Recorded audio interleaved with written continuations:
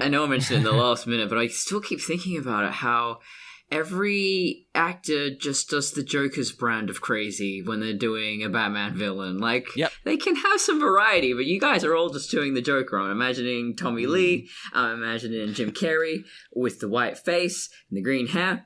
Yeah. And the performance is exactly the same. It just, you can be a different brand of crazy, guys.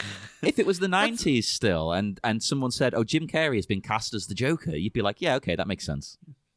But again, it's such a weird contrast, because even in thinking about the truck chase from The Dark Knight, like, because now we're inundated with Joker content. Like, he's got his own Oscar-nominated movie. Well, at this point, when this episode airs, could have been an Oscar-winning movie. I don't think it'll win Best Picture. I think he might win Best Actor, though. But let's not go down that rabbit hole. He would deserve Best Actor, to be fair. But it's so weird that, like, I remember when they were filming The Dark Knight, there was, like, set leaked pictures of, behind the scenes. And I remember combing every inch of those pictures, because you got to see, like, there's the big truck that says laughter is the best medicine, but they painted an S in front of it, and it said slaughter is the best medicine. And because of that point, we hadn't seen the Joker on screen for like 20 odd years or something. I was so excited. Like, I was like, oh my God. And you could see little bits of Heath Ledger skateboarding in the background, and you couldn't quite make out what he looked like, because they hadn't even released the pictures of him yet. So I was like, oh my God, I can't wait. I remember this, man. I remember. Yeah, but nowadays there's so much Joker content, and I'm like, you know what? I'm done with the character. Like, I'm not done with him. I'll happily read a Joker comic, or if he shows up, I'm happy to see him. But I'm not, like, there will never be a time where unless he disappears from our screens for a long time. He's always fun when he shows up, but he's not the one I look forward to. So he used to be for me, but now it's just like, I agree. Jesus He's Christ, just the main one. Yeah, we need a break for a while. Well, that was at the end of Tom King's run. Like, the teaser for the next bit is like, oh, the Joker's back. Like, did he go away? I thought he was here the whole damn time.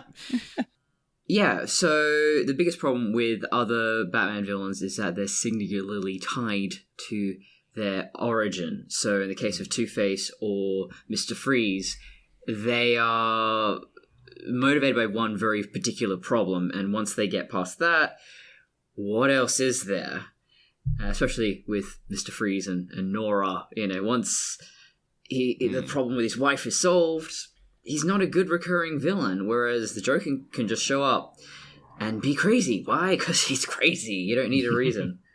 In fact, it's better when you don't have a reason. Yeah.